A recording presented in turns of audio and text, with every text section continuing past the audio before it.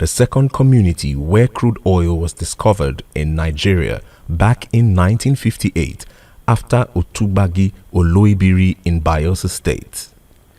The NDDC had initiated two major projects in the area, which are an electricity transmission substation in Ozoro, Isoko North Local Government Area, and the 23-kilometer Uzere-Patani Road with bridges in Isoko South Local Government Area.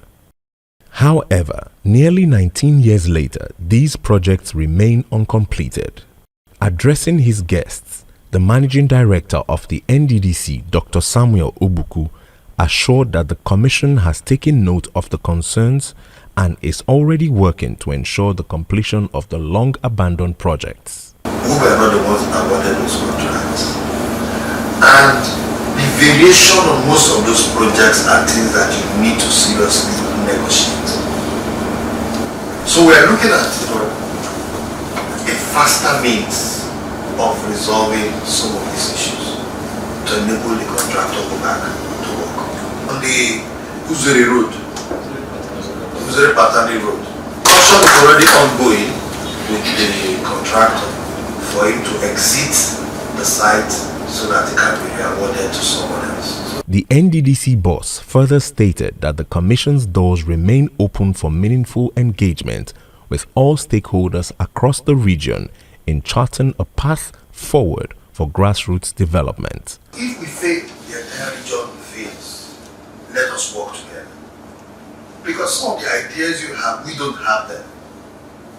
Sitting there as MDCU does not mean I have the best of ideas when it comes to managing our common resources.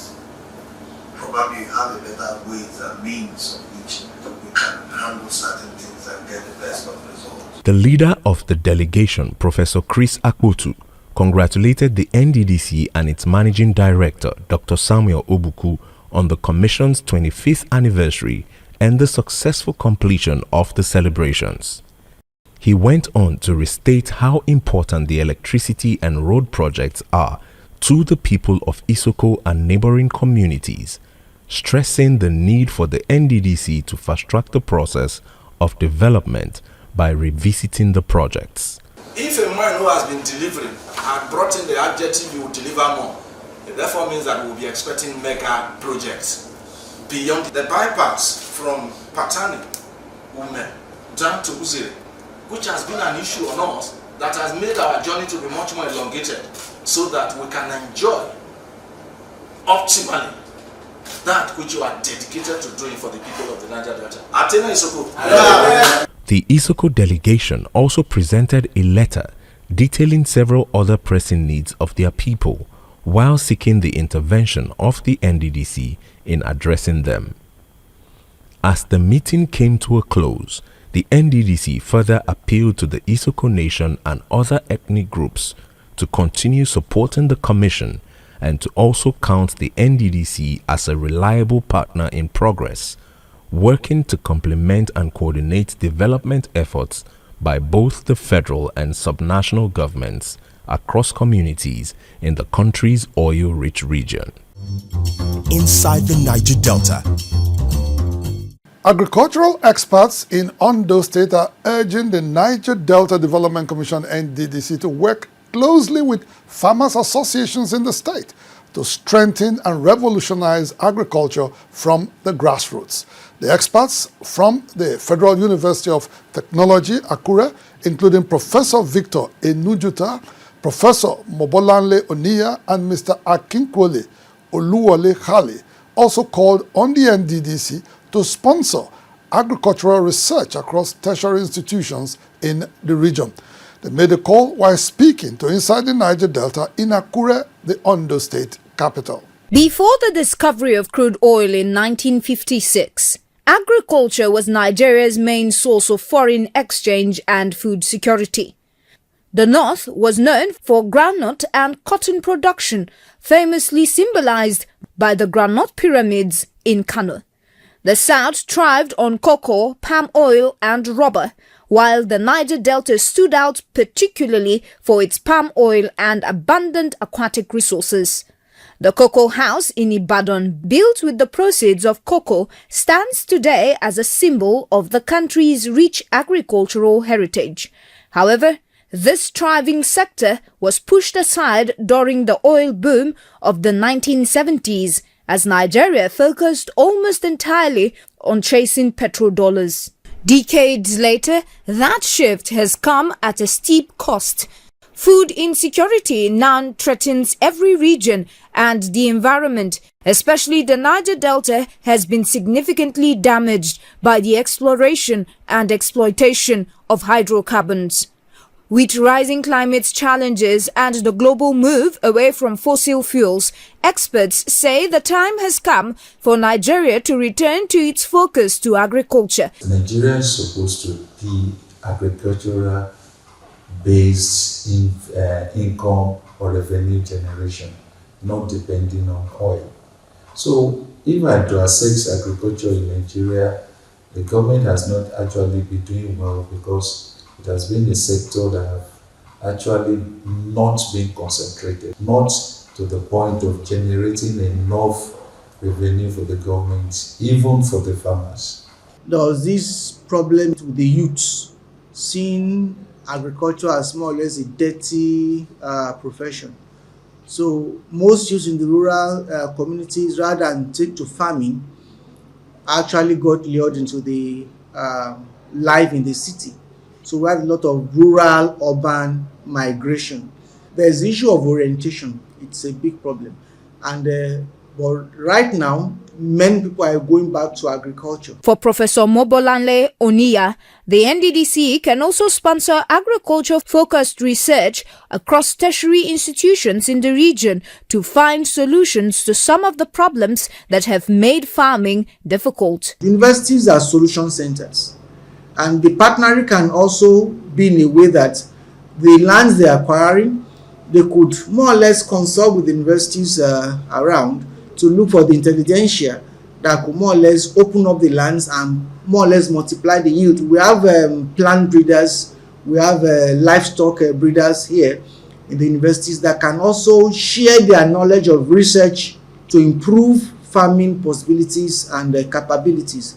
The NDDC has made some interventions in the agricultural sector in recent years, such as partnering with the International Fund for Agricultural Development on the Livelihood Improvement Family Enterprises in the Niger Delta, LIFE-ND. This is to boost agricultural output, create jobs and promote food security by supporting rural youths and women through sustainable agribusiness ventures. It has also organized several training and empowerment programs for both crop and livestock farmers across the region. However, much still needs to be done. It is in recognition of this gap that the Managing Director of the Commission, Dr. Samuel Obuku, recently announced that a major plan is underway to revive and stimulate agricultural growth and development across the Niger Delta.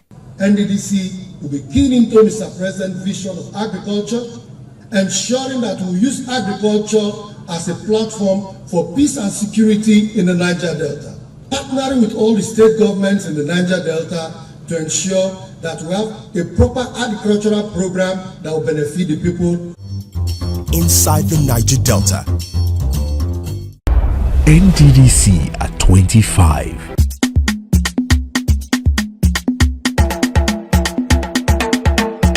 NDDC making a difference, across Nigeria's oil region,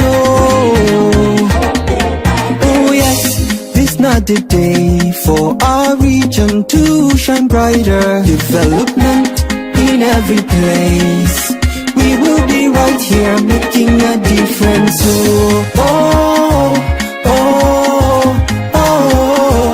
NDDC,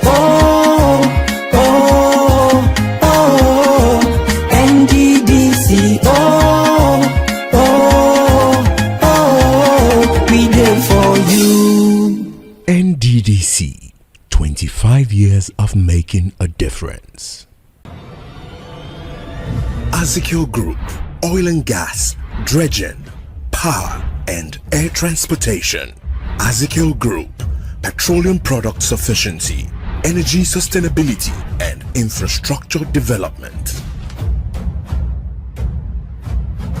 The Delta State government says the administration of Governor Sharif Oborevwori is giving top priority to harnessing the state's rich potentials of marine and blue economy. This includes major infrastructure upgrades and the enhancement of water-based transportation systems across riverine communities, aimed at enabling residents to tap into the vast resources of the water bodies in the state. This was the thrust of discussions when key ministries, departments and agencies, MDAs in the state met with members of the Senior Executive Course 47 of the National Institute of Policy and Strategic Studies, NIPS Kuru Jos, who are in the state on a study tour.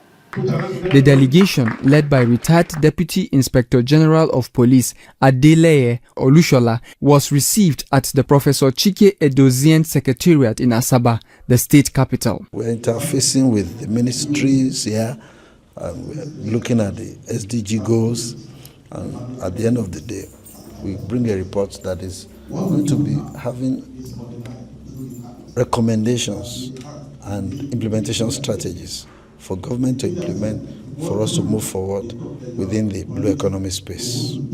Addressing the dignitaries at the reception, Delta State Commissioner for Environment, Mr. Ejiro Jamani, and the State Commissioner for Works, Rural Roads and Public Information, Mr. Charles Anyagu, highlighted how the administration is addressing the many challenges that had previously hampered the sector. In the last 2 years, we've been able to take steps to build bridges.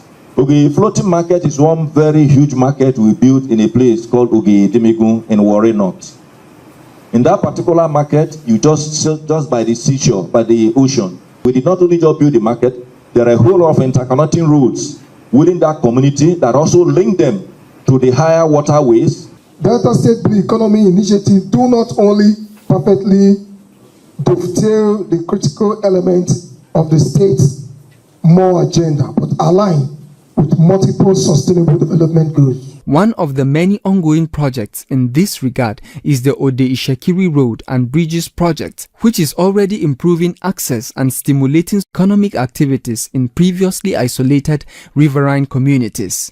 Mr. Anyagu, who describes Delta State as a national pace-setter in harnessing inland and coastal water resources, said that the interventions of the Oborevwori-led administration have also reduced to the barest minimum rural-urban migration. And now we have also helped to reduce the rural-urban drift, because there are some of them now that can afford to live there with their vehicles, drive within their communities, and are able to at least have life a little much more comfortable.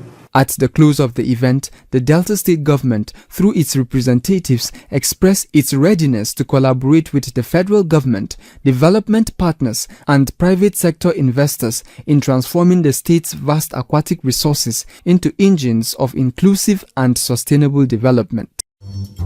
Inside the Niger Delta. Youths across Ondo Kingdom in Ondo State say cultists will no longer have a hiding place for their nefarious activities in the kingdom. The youths who held a peaceful rally last week aimed at putting an end to the alarming wave of insecurity, particularly cult-related clashes in the area, said they have lost over 40 promising young men to cult-related violence in recent times.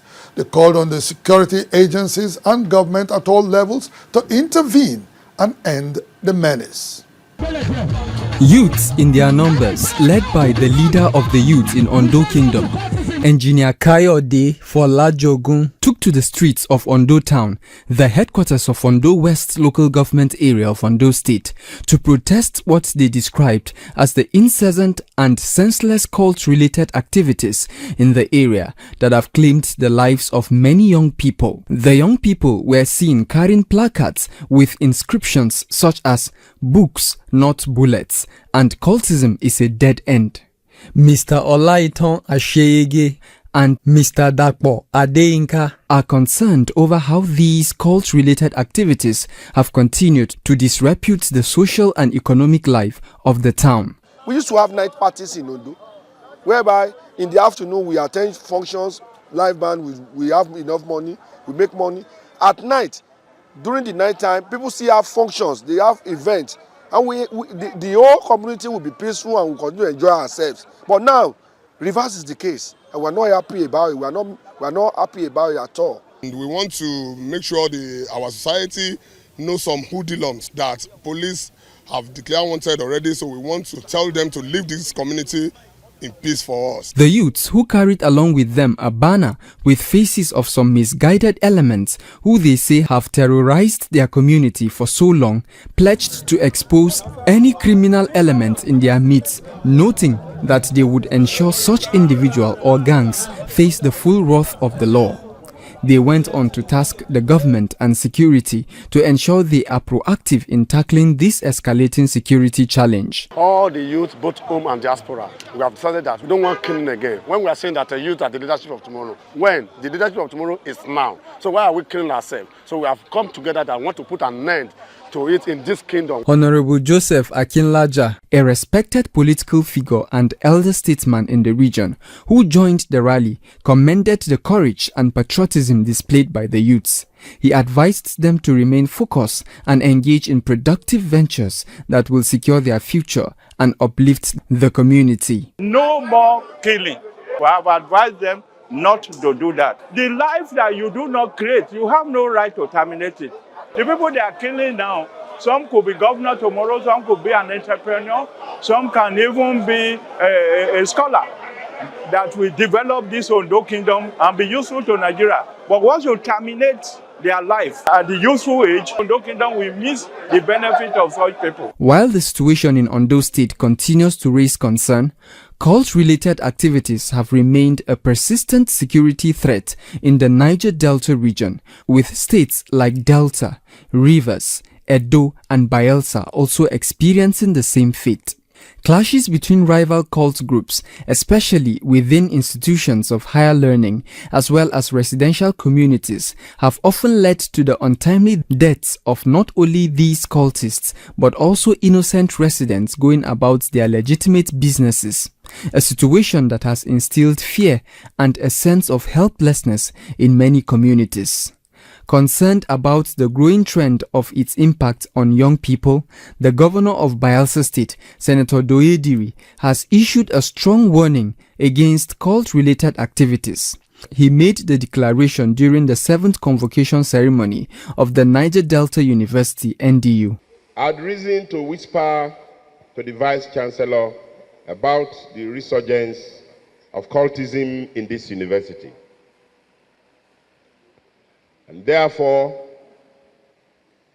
may I use this opportunity to once again advise, and if you like, warn those who did not come here for learning and character building to, on their own, withdraw from this university. There should be no room for cultism in this university.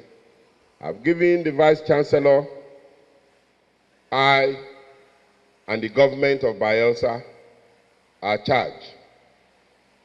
I've also done the same thing to all security agencies in the state. And anyone found in cultism in this university, do not hesitate to apply the sanctions.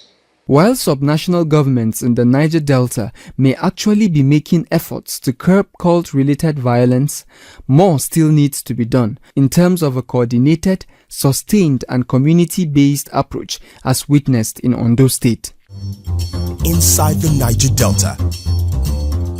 And before we go, we take you now to Okere community in Warri South local government area, where the Ishekiri people recently celebrated the Awankere festival, popularly known as Okere Juju.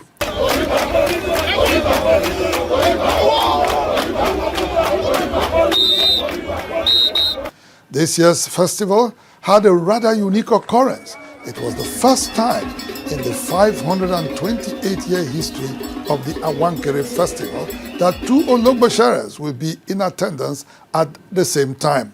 Both the 4th Ologboshere of Warri Kingdom, Chief Ayiri Emami, and Chief Oma Eyewoma, the Ologboshere appointed by the Olu of Warri Kingdom, Ogiame Atuwashe III, were in attendance. It turned out to be a test of popularity and acceptance by the people for both chiefs.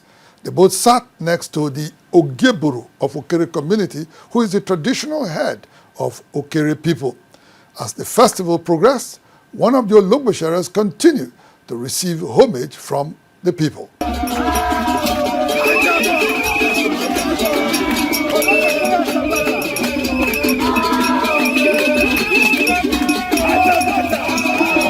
Chief Ayiri, who went round the grounds of the festival acknowledging cheers and traditional greetings from the people, also performed some traditional rites with the masquerades at the festival.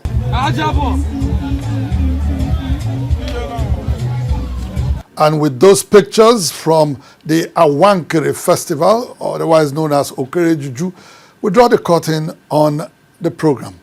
Please kindly note that you can now also watch our program live on our YouTube channel at NDNTV Nigeria on Mondays at 9 p.m., Tuesdays at 9:20 p.m., and Wednesdays at 9:30 p.m.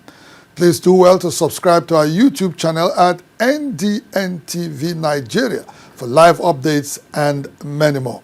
Inside the Niger Delta, the authentic voice of Nigeria's oil-rich region, will be back same time, same station next week. Until then, you can follow us on our social media handles shown right now on your screens. Until next week, I am MAMODE AKUGHA thanking you for staying tuned. Bye for now.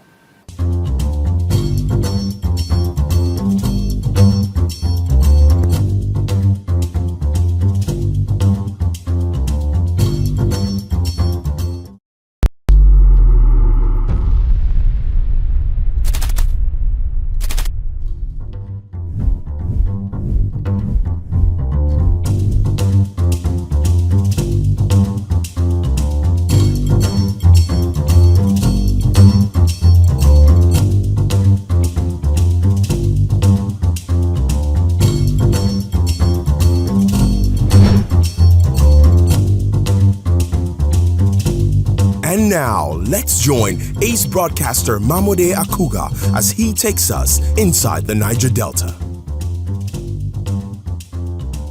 Hello out there and welcome. It's Inside the Niger Delta, the authentic voice of Nigeria's oil-rich region. I'm your regular host, MAMODE AKUGHA. Bayelsa State Governor Senator Doyediri has called on the federal government to address the long-standing imbalances in Nigeria's resource management and allocation in line with the doctrine of true fiscal federalism.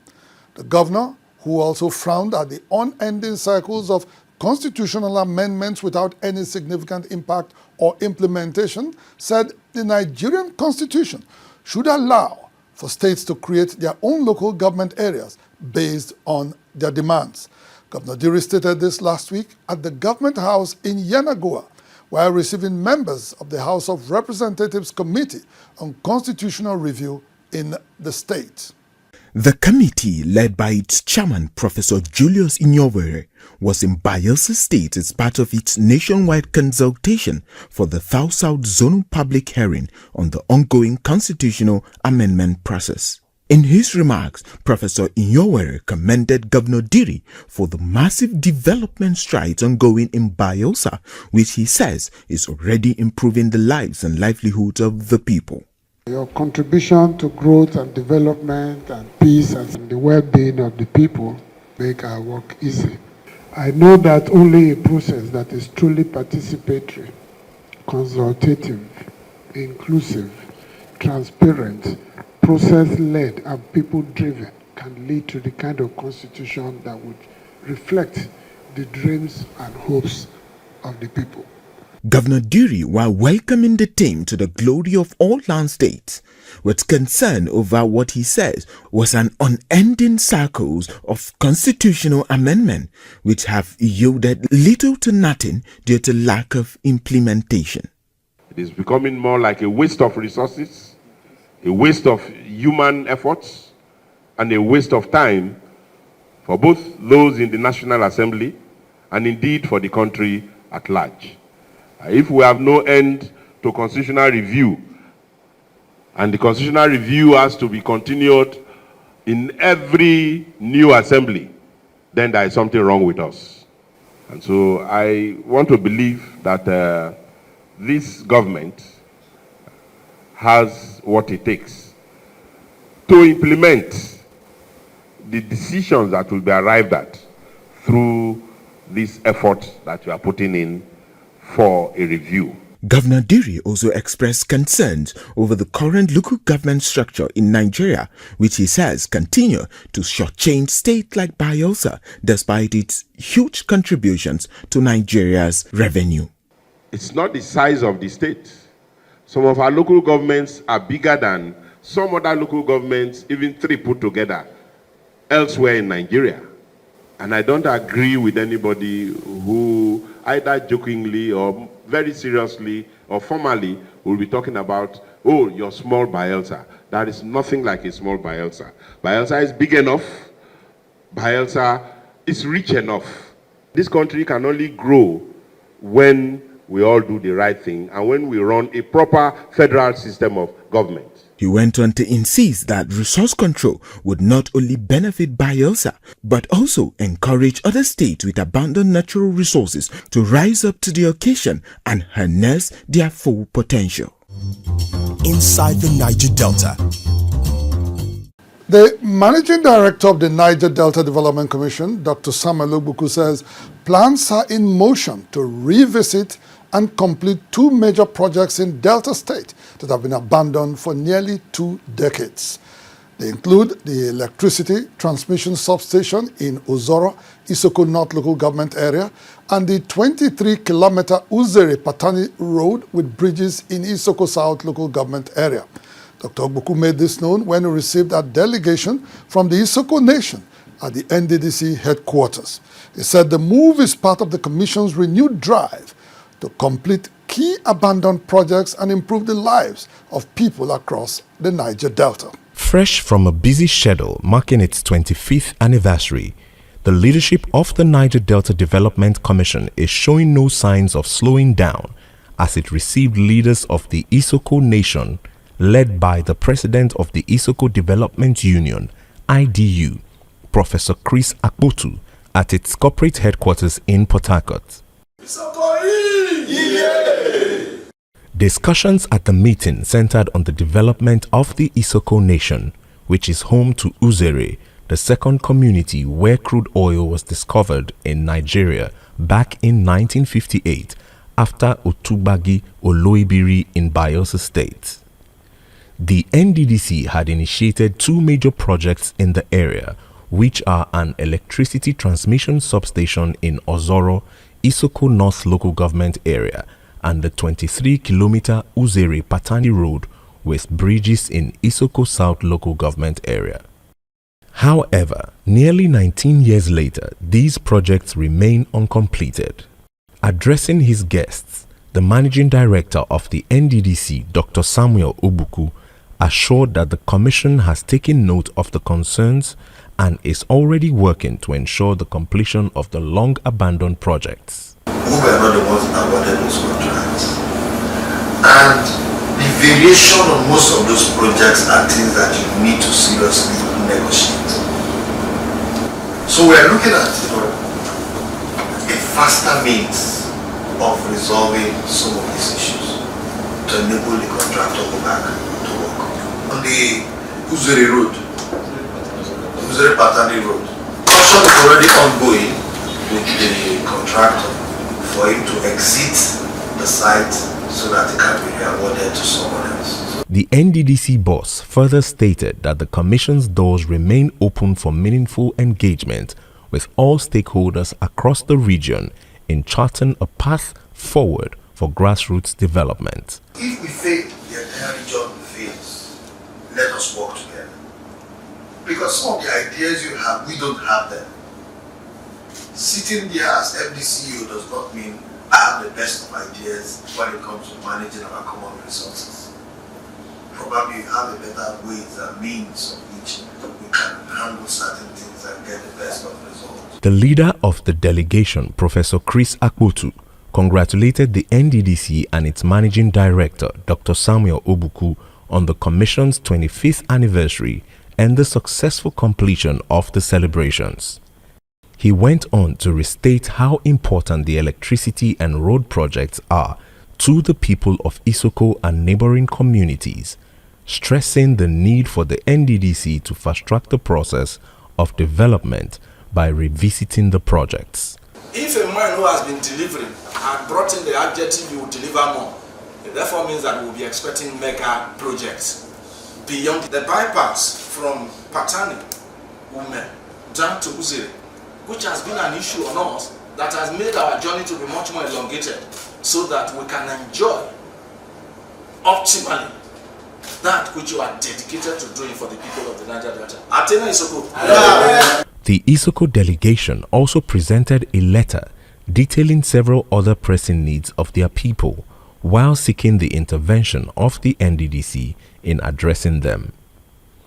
As the meeting came to a close, the NDDC further appealed to the Isoko Nation and other ethnic groups to continue supporting the Commission and to also count the NDDC as a reliable partner in progress, working to complement and coordinate development efforts by both the federal and subnational governments across communities in the country's oil-rich region. Inside the Niger Delta. Agricultural experts in Ondo State are urging the Niger Delta Development Commission NDDC to work closely with farmers' associations in the state to strengthen and revolutionize agriculture from the grassroots. The experts from the Federal University of Technology, AKUGHA, including Professor Victor Enujuta, Professor Mobolanle Oniya, and Mr. Akinkwole Oluwole Khali, also called on the NDDC to sponsor agricultural research across tertiary institutions in the region. They made a call while speaking to Inside the Niger Delta in Akure, the Ondo State capital. Before the discovery of crude oil in 1956, agriculture was Nigeria's main source of foreign exchange and food security. The North was known for groundnut and cotton production, famously symbolized by the groundnut pyramids in Kano. The South thrived on cocoa, palm oil, and rubber, while the Niger Delta stood out particularly for its palm oil and abundant aquatic resources. The Cocoa House in Ibadan, built with the proceeds of cocoa, stands today as a symbol of the country's rich agricultural heritage. However, this thriving sector was pushed aside during the oil boom of the 1970s as Nigeria focused almost entirely on chasing petrodollars. Decades later, that shift has come at a steep cost. Food insecurity now threatens every region, and the environment, especially the Niger Delta, has been significantly damaged by the exploration and exploitation of hydrocarbons. With rising climate challenges and the global move away from fossil fuels, experts say the time has come for Nigeria to return to its focus to agriculture. Nigeria is supposed to be agricultural-based income or revenue generation, not depending on oil. So if I to assess agriculture in Nigeria, the government has not actually been doing well because it has been a sector that have actually not been concentrated, not to the point of generating enough revenue for the government, even for the farmers. There was this problem with the youths, seeing agriculture as more or less a dirty profession. So most youths in the rural communities, rather than take to farming, actually got lured into the life in the city. So we have a lot of rural-urban migration. There's the issue of orientation. it's a big problem.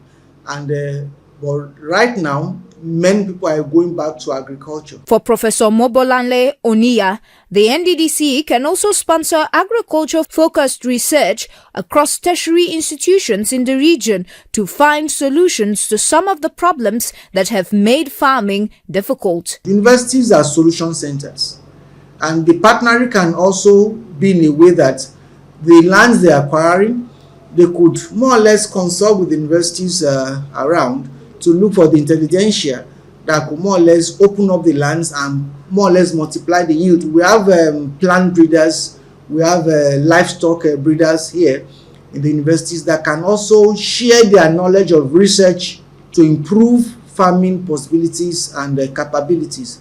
The NDDC has made some interventions in the agricultural sector in recent years, such as partnering with the International Fund for Agricultural Development on the Livelihood Improvement Family Enterprises in the Niger Delta, LIFE-ND. This is to boost agricultural output, create jobs and promote food security by supporting rural youths and women through sustainable agribusiness ventures. It has also organized several training and empowerment programs for both crop and livestock farmers across the region. However, much still needs to be done. It is in recognition of this gap that the Managing Director of the Commission, Dr. Samuel Obuku, recently announced that a major plan is underway to revive and stimulate agricultural growth and development across the Niger Delta. NDDC will be keen into Mr. President's vision of agriculture, ensuring that we use agriculture as a platform for peace and security in the Niger Delta. Partnering with all the state governments in the Niger Delta to ensure that we have a proper agricultural program that will benefit the people. Inside the Niger Delta. NDDC at 25.